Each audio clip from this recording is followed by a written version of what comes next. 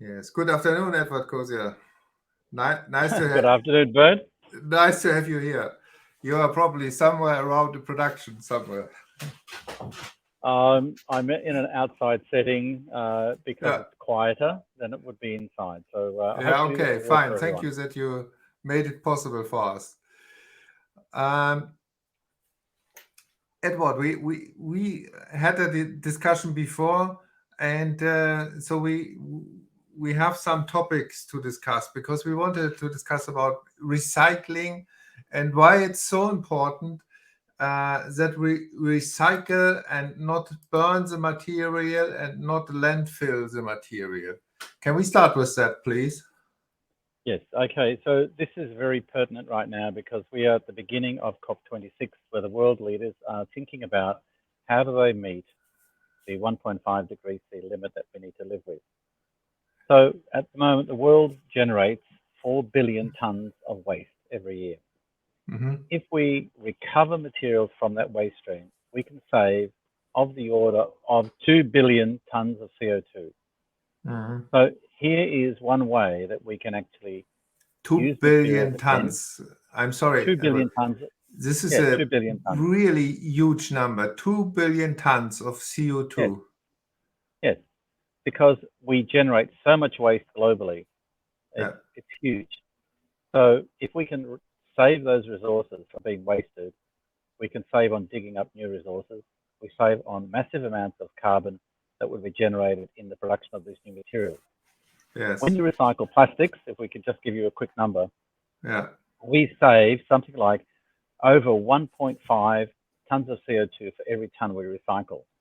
So globally, we make 350 million tons of plastic, so roughly a million tons per day.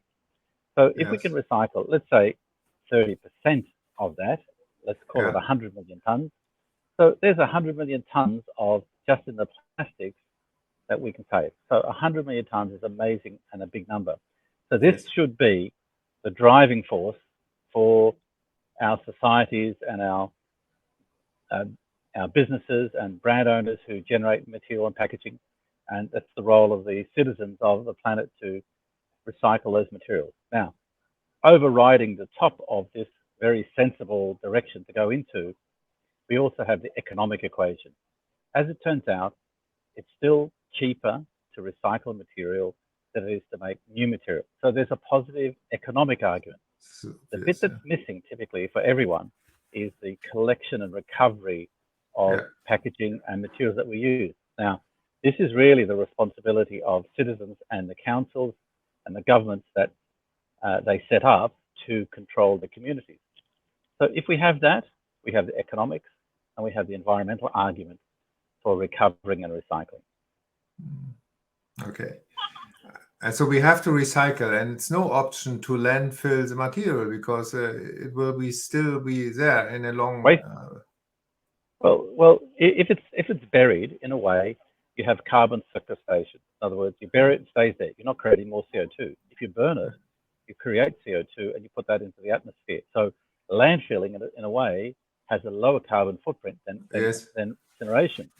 So across Europe, we have many governments that organize their waste by burning it through energy recovery systems.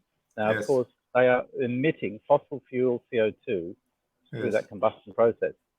So what needs to happen in front of all of these energy recovery facilities is that we must recover the polymers, the plastics that are in there, strip them out so that basically we're burning perhaps paper and food waste at work, and the polymers themselves can be repurposed.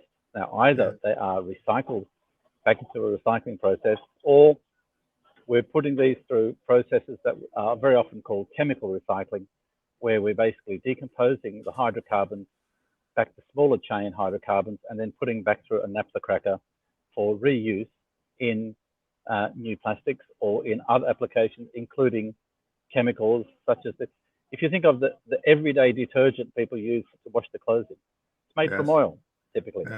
So we can use the carbon recycling of the cracking and pyrolysis processes to recover the chemicals that would otherwise end up simply as CO2. So the mechanisms, the chemistry, the technology is all available to us for either simple sorted recycling of plastic, Yes. or what we call mechanical recycling, or we can go to chemical recycling. I know lots of people like to call this advanced recycling, but I think it's actually important to differentiate between them, and it is chemical recycling or carbon recycling, and it's another approach that is more tolerant of contaminants and mixtures of materials. So if it's too complex, we might go that way. But the two should be seen side by side. Yes, I think in the mechanical recycling, we have to live with certain limitations. So it's more or less reused material, and in the chemical recycling, we are going back down the line of the product, but we also have to calculate the energy consumption of the chemical recycling. So these calculations have been done already. Yeah. So if we compare the carbon footprint of mechanical recycling, chemical recycling, waste, landfill, and incineration, they fall roughly in that order. Yeah. The lowest is mechanical recycling. Yes. And if you look at chemical recycling, it's probably a bit higher than landfill. Yes. Because landfill, you just dig a hole and bury it. Whereas in chemical recycling, we have to create energy that will empower the process. So, but the majority of the material is repurposed back as a hydrocarbon, which will go into a new cycle. So roughly, when you pyrolyze polymers, and they're typically polyethylene, polypropylene, and polystyrene, you lose 1/3 as a gas. Now that gas fraction is used typically to run the energy for the whole process. So we end up with a proportion of the hydrocarbon being sacrificed for thermal energy, but then the balance gets recovered and reused. So this is one technique of trying to cope with complex materials. Yeah. Okay. Good. Fine. So we have sorted it out a bit. So the mechanical recycling is still a state of the art, and if we collect correctly and reuse the material correctly through mechanical recycling, we can use it for many cycles, so to say. Indeed. If I understand you right. You can. There are some limits. After all, plastics are made from hydrocarbon, molecules made of carbon and hydrogen bonds. Sometimes additional elements are in there as well.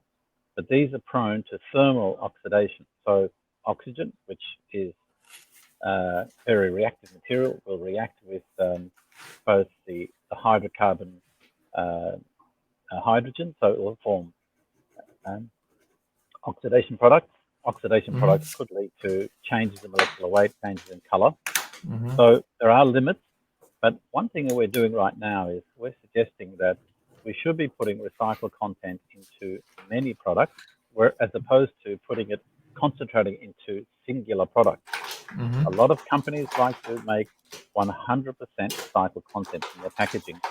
But what that means is that recycled material has to be absolutely right for that function. If it's not, the function won't be met properly, and also the aesthetics won't be met. So, and after all, companies sell products because they market them in a particular way. So recycling has to be considered as a step in the process, and we're saying because we don't have enough material to put into every product at 100%, clearly, we should be evening this out and spreading it over more products, so that we actually minimize the impact on mechanical properties and the aesthetics and the capacity to recycle. If you take 30% recycled content in a plastic package and you recycle that package over and over again, you can go on for a very long time. Yes. If you have it at 100% recycled content, you'll come to the limitation of the mechanical and chemical properties much sooner. So if we want to have sustainable recycling, we need to have lower recycled content at this early stage. Yeah. Okay. So 30% is pretty much close to the goals of the green deals we have in Europe, and I think also worldwide at the moment. So that would be a very suitable way to solve the problems. Okay, and then please let us discuss polymers. Yeah, so we are talking about PE, PET, PET, and PP. HDPE, I think normally is up to recycling. PET bottle. HD is in there as well. HD is very much widely recycled. Okay. PET, especially bottle grades, and PP. Yeah? Can we start to look at the PE? Can you tell us a bit about this field of recycling? Yeah? So PE, I think you're referring to polyethylene in its two formats, low density and linear low density polyethylene. This is typically used to form film. We have been so good at making films very thin and very strong and tough that we're making lots of films that are very thin. Now, what that means is these materials have low intrinsic economic value. And so when a film is used for an application and it goes to recycling, it's actually very difficult to handle because it's so thin. And so in some cases, we've seen governments banning thin plastics because they're just so difficult to handle, they get discarded, plus they have very low economic value. So films can be recycled. They have been recycled, especially when they're thick. So for example, agricultural plastics, and also from at the back of the store where they have stretch wrap and shrink wrap applications, those films are also widely recycled. What's less widely recycled are things like the thin bags that we might use for produce, or things that people take home to their household, and they think, oh, I've got all these plastic materials, I don't know what to do with it. So now we need a separate collection system for them. At the moment, the supermarkets are stepping in, but that's only catching a fraction. So films are difficult to recycle. They're less economic than the rigid plastic, but they can be recycled. And one big advance has been the identification of different types of films by near infrared. So automatic sorting of films is now possible. I mean, it's obvious. A thin film has a low thickness and a very big surface, which also has to be cleaned somehow before recycling. So this is a higher effort. It's easy to understand. And there are various improvements in technology doing this. So you can actually try and do it with water, which is very effective, but it becomes very difficult to handle because you have to clean the water later on. You can't do it all with fresh water. I think this is economic. Doesn't make sense. You have to clean the water in different cycles. Okay. So we can also dry clean film. And dry cleaning is basically using friction, which gets the system so far. So very often, what we see companies doing, they apply dry cleaning steps, and then they'll use water in the second step. So they've got rid of most of the contamination in dry clean. Then they'll go to the next step. But films are, I think, about to undergo a revolution. One of the things that we have is, this comes back to this area of designing for recycling. Many products are made to be used once and then thrown away. So for example, if you take your average bag, it's got printed ink on it. Now that ink on the bag makes it quite hard to recycle because the inks decompose during re-extrusion. So we need inks that are either going to be removable, or that they need to be non-decomposable in the recycling process, or perhaps we don't put inks on at all, which would be the better thing to do, because then recycling is made simple. But that principle of designing for recycle is something we have to take to heart in everything that we pick up. So the designers are the creators of the simplicity of recycling. They are also the creators of the nightmare for recycling as well. Because if they make it difficult, it can become impossible to recycle. Now, 70% of the products in the market are recyclable and 30% have varying degrees of difficulty. And this is because brand owners are talking about economic efficiency or low cost, but they're not thinking about what happens in the next cycle. Now, if they did, then they would redesign. And of course, we are now getting very positive signs from many brand owners that they are getting involved in this whole process. They are applying their thinking and they're changing their products to make them monopolymeric, not multipolymeric. They are removing pigments and they're removing ink. So we're heading in the right direction, but we have a long way to go. So we're only 30%. We've got 30% to go. That's too much. We should be much less than that. Yeah, I really enjoy this discussion with you because I have the feeling you can answer almost any question in this respect. The design for recycling is a topic we just recently discussed here in Germany, and I think we agreed that this has to be implemented in the education of the plastics engineer from the beginning. So that they get aware of the effects of small changes. But you mentioned pigments. There's another question because black plastic is normally colored by carbon black, which is also burned oil. But this carbon black is very colorful. So in the recycling process, a carbon black colored plastic infects, so to say, a big amount of other plastic in the production. And there are also other possibilities to color dark or black with pigments. Can you tell us a little bit about that?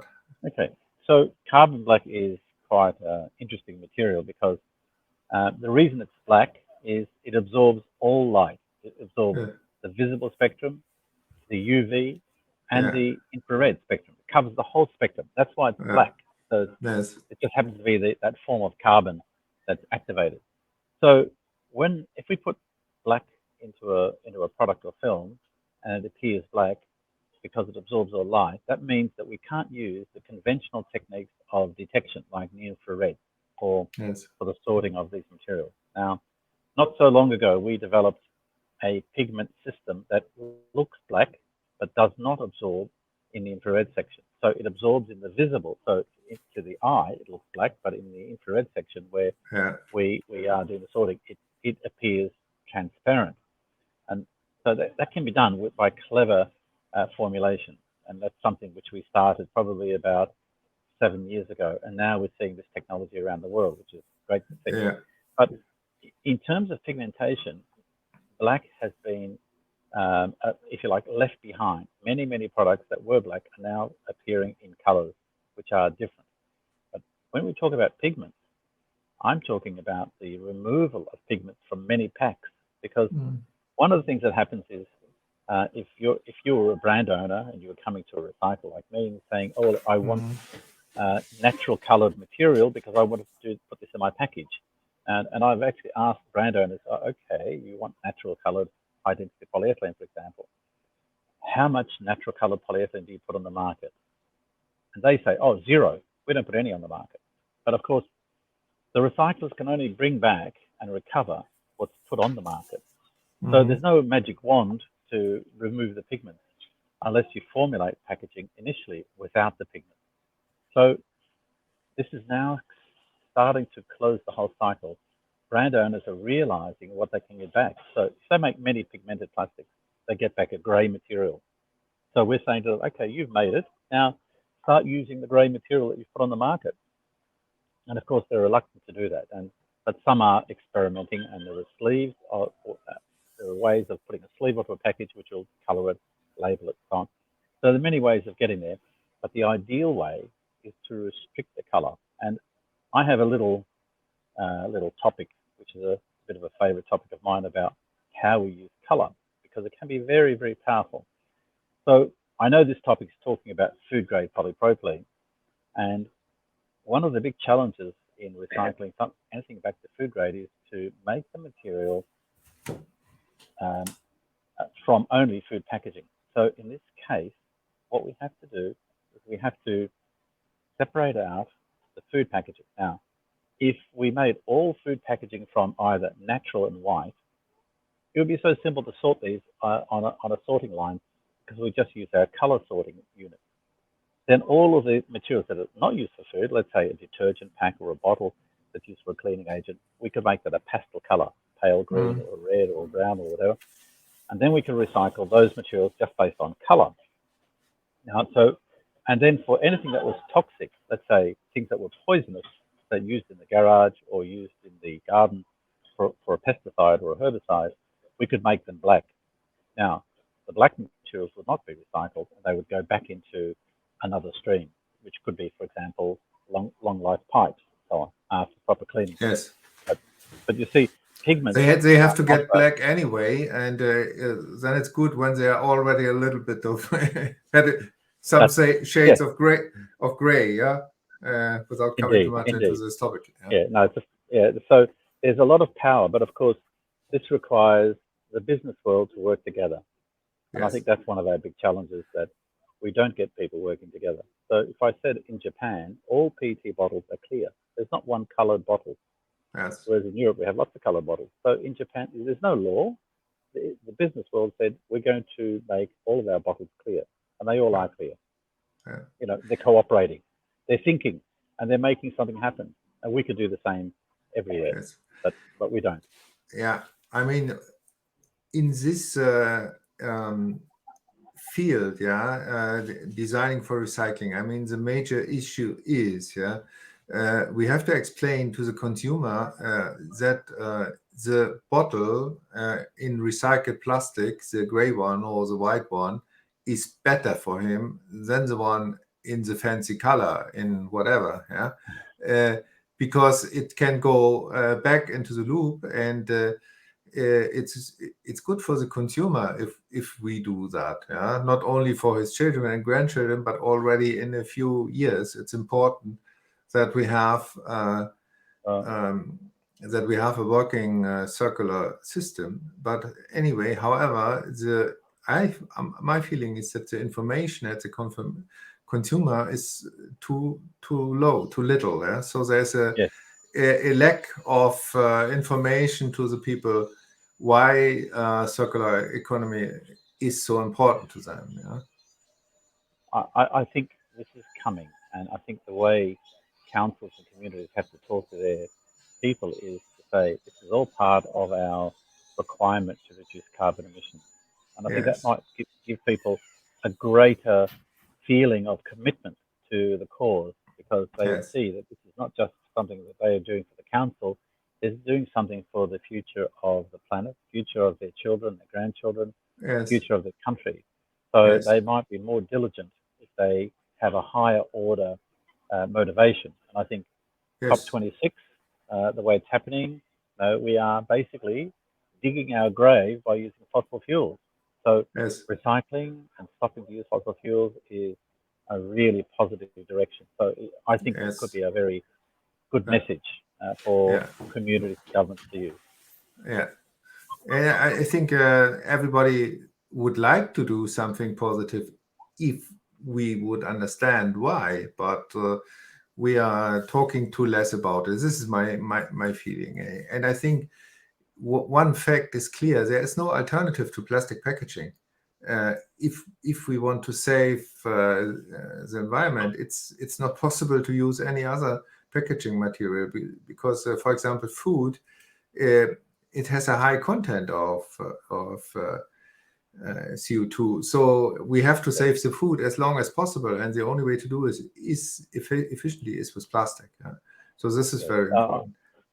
I fully agree, because many of the things we use packaging for is, as you say, designed to protect the food, and plastics are probably the most efficient. But there are options. There always are options. I mean, plastics are only 60, 70 years old. We always had meat and other packaging formats, but they were often heavier and bigger carbon footprint. So in order to meet the two goals of reducing CO2 emissions, and also by protecting food, and also having efficient packaging, the two go hand in hand. And I think that's where a lot of retailers are very stuck, because they say our consumers hate plastics. And we're offering them plastic packaging. Let's offer them a cardboard box instead. the cardboard box or the glass jar may have a higher carbon footprint, but they say it doesn't matter, but the people will buy it. Well, that's where there's because it gives a good feeling, yeah, because the people think we are doing something for the environment, but the facts say, well, maybe not. Yeah. No, okay. What you're saying is correct. That's what people feel. People feel that they are doing the right thing by, for example, using a cardboard box in some cases. Yes. And we've seen this in lots of applications where for takeaway food now, they're moving from polypropylene to a cardboard box. Now, that cardboard box is lined with typically an oil or wax or silicone or polyfluorinated alkane material. And those materials are not recyclable because of the laminate structure they have. And they're put straight into the bin, which goes to either landfill or waste to energy, depending where you are. Yeah. Okay. Okay, so this is good, but we have another important topic here. Yeah, I have it in my hand, and I really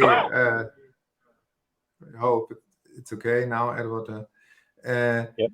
And I'm happy because you scratched it from different sides. You already scratched around a few times. Yeah. So, and this is the food packaging. Yeah, food I think is by far the biggest amount of goods which have to be packed. Do you hear me? Yes, I do. Go on. Yeah, food is, I think, one of the biggest area for packaging.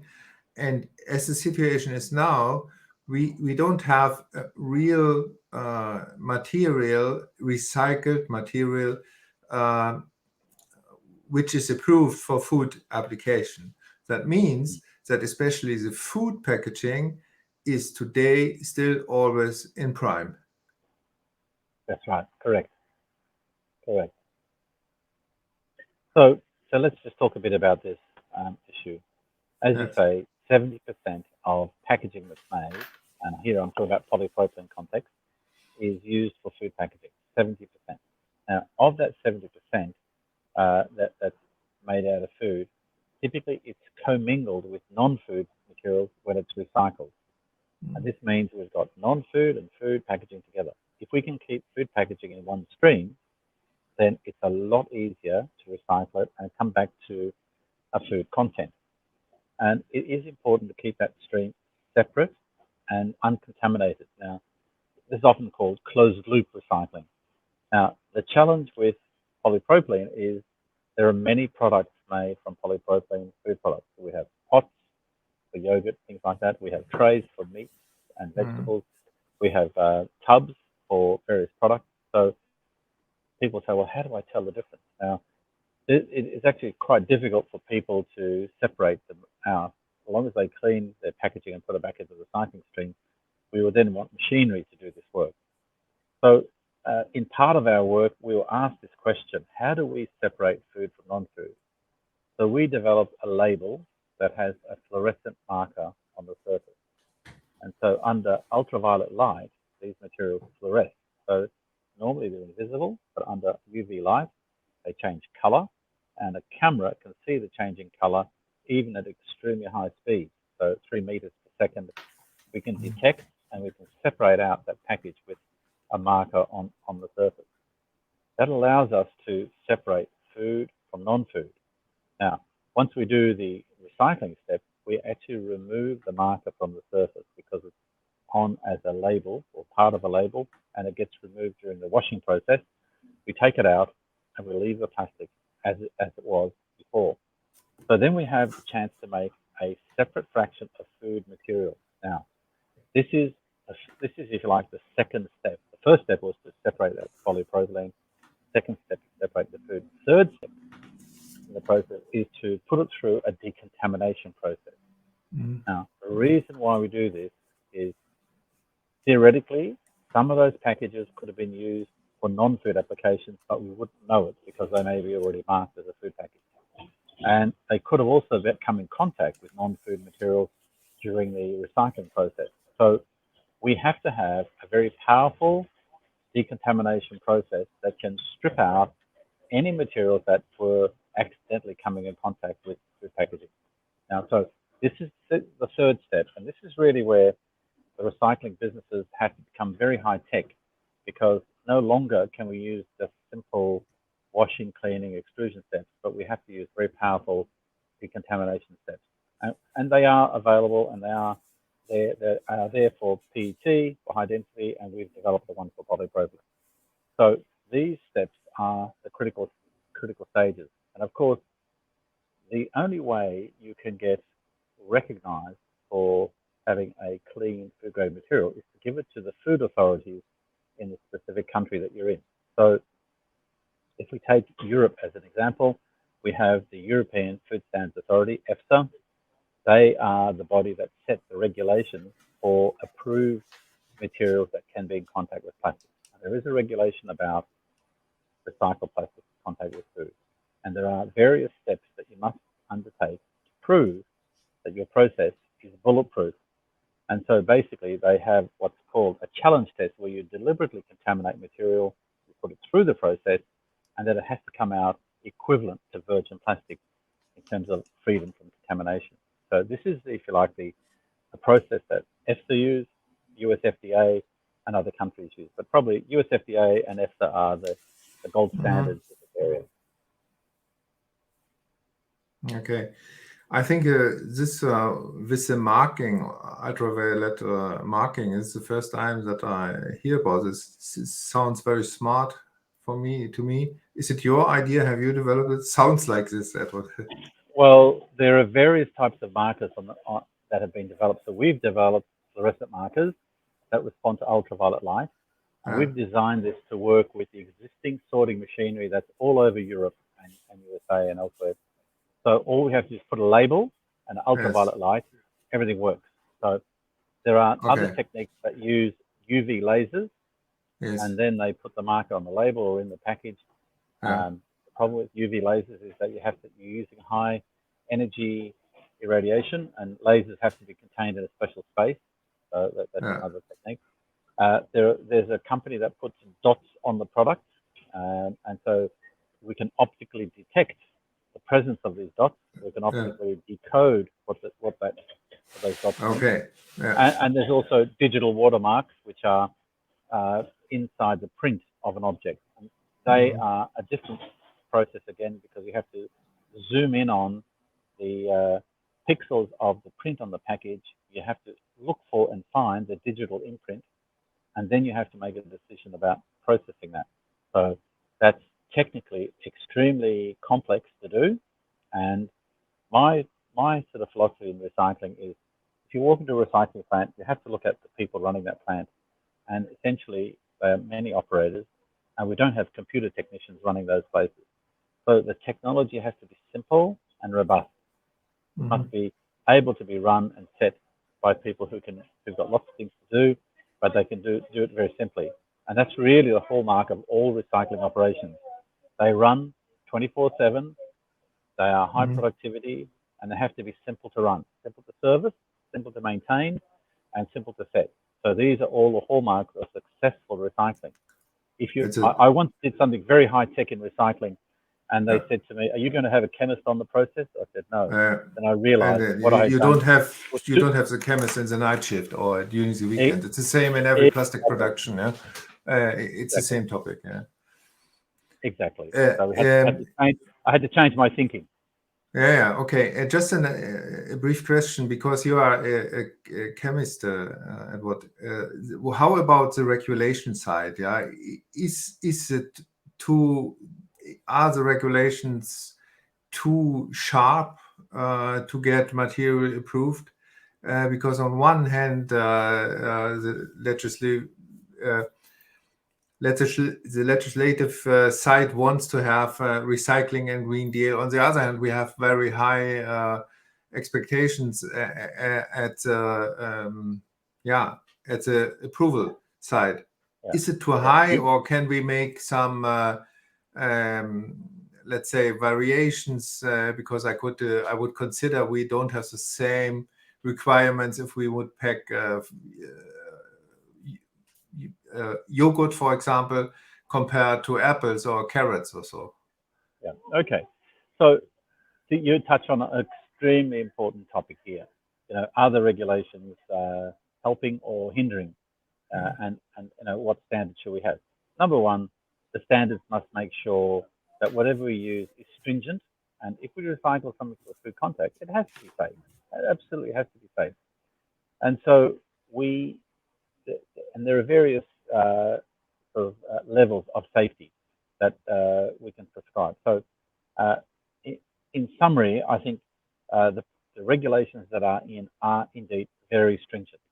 And if something gets approved, it will be safe. But the question is, are they too stringent, and are we pressing too hard? And I think here we have to do the exercise with the Food Standards Authority to say, have we over-exaggerated the risk here?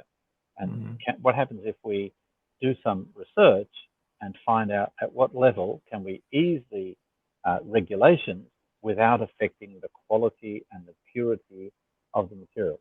And I have seen some papers written by the Fraunhofer in Freising where they're saying that the current restrictions could be lifted by a factor of at least 4 and still meet the food contact regulation. So I think that's the sort of work we need to do. A factor of 4 would give a lot more recycled material which is approved, and which would help the circular economy a lot, I would say. It would boost the level of recycling. It would simplify the testing and the sorting that has to be done. It would greatly improve the economics. So all of a sudden you would get a big boost in this area. So this is the sort of work that we should be focusing on now. How do we get the technology right so that we are very, very low risk, but also productive as well in recycling? Because we know we have to boost recycling and we have to create new markets. And those markets will be in food. So we've ignored this for many years. We've made products that have been discarded and thrown away. But now we have to think circular economy and design the product to go into the recycling system, but also design the recycling system for separation so that we can actually take it back to food. So these are all things we can absolutely do, but we just have to have the focus to deliver that. Yeah, okay. Just one of the last question, Edward. I mean, you are in the business, you are a consultant in the recycling field, and you are directly at the pulse, at the heart of the business. Is there a lot of requests at the moment to get topics done and to ask recyclings for support? How is it? Is it a hot issue? It's a very hot issue. So, we are very busy ourselves. We know that a lot of companies that make machinery for the recycling sector are very busy. For example, you may have to wait 1 year to 2 years for some pieces of equipment because the orders are so vast. They haven't had a chance to scale up manufacturing because and we had Corona time, and nobody wanted to invest in machinery. And now everybody wants to do it at the same time. It's the same everywhere. Yeah, it's exactly the situation. And so, and of course, we have on us now pressing targets that people want to have 30% recycled content by 2025. Now, that's not a big target to reach, really, and but it is a big target for some companies. Some of the big brands are only very small percentages, but others are well on their way. So globally, there's a big task. And of course, here in Europe, we have good infrastructure for collection in general in the Western Europe. If we move from here to Romania or Bulgaria, what we'll find is packaging from your house is going to those countries for recycling. Why is that happening? Well, number one, you sort it very carefully and very well, and they buy it cheaply over there, and then they recycle it, then sell back the resin to Germany. Well, okay, that sounds like it's okay. But what happens to all of the waste that they generate in their countries? It goes to landfill or gets incinerated. So we really have to stop this business of trading and moving waste around. Every country is generating materials like that they could recycle, but they need to capture that material, start recycling in their backyard, and not do this economic game. And countries need to take responsibility more independently to say, if we generate the waste, we look after it. We take it through all the way. So it sounds that's like one of our weaknesses now. Yeah, it sounds like a question of business ethics, because it's the same with air pollution. I mean, we can do everything in our country, but if the neighbor country pulls it out in the air, then we have it in our environment very soon. Yeah. Exactly. Okay. Exactly correct.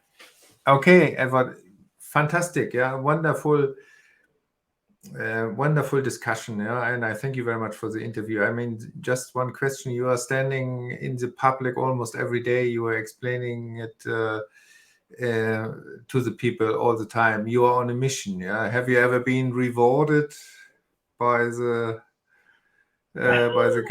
government or the I don't know how the regulations in UK are when you get something. Look, we are a business. We get paid by companies we work for, so that's rewarding itself, and that's good. But I did get a gold medal from Prince Philip.